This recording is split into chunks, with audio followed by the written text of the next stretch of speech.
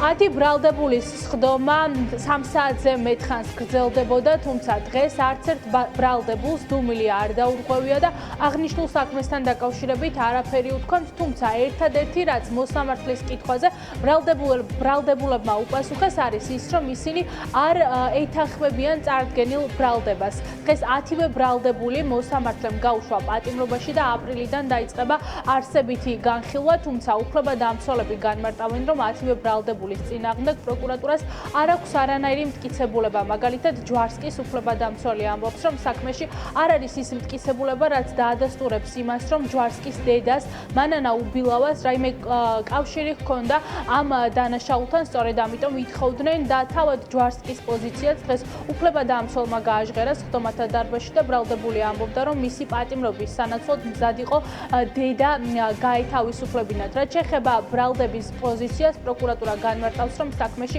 არის არაერთი საგამოძიებო მოქმედებების შემდეგ მოპოვებული პირდაპირ მტკიცებულება, სწორედ ამიტომ ბრალდების მხარე განმარტავს, რომ აპრილიდან ისინი სასამართლოს აჩვენებენ რა მტკიცებულებები მოიპოვეს დაკავებულების წინააღმდეგ.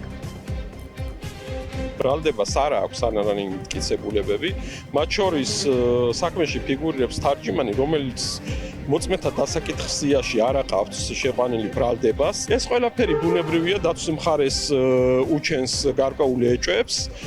შესაბამისად, დაუშვებლობასთან დაკავშირებით დაყენებული იქნა შუამდგომლობა, თუმცა სასამართლომ სრულიად უსაფუძვლოდ დაცვის მხარის შუამდგომლობა არ დააკმაყოფილა. თარჯიმნის მოწვევის შესახებ არ არსებობს კონკრეტული ოფიციალური დოკუმენტი, არ არსებობს დოკუმენტი გაფრთხილებასთან დაკავშირებით, ანუ ზოგადად აქ რჩება შტაბ-ეშელება იმასთან დაკავშირებით, რომ გამომძიებელმა მარტომა წარმოა კონკრეტული საგამოძიებო მოქმედება, გამომძიებელმა თვითონ თარგმნა აღნიშნული დოკუმენტები და თარგმნის გარეშე დოკუმენტის ავთენტიკურობის საკითხი არის პრობლემური და კითხვისთვის დგას და კონკრეტული საგამოძიებო მოქმედება არის კანონმდებლობით მიღებული მტკიცებულება კონკრეტულ ხალბატონის მიმართებაში ბრალდების მხარეს არც ერთი მტკიცებულება არ გააჩნია ქმედების ნაწილში.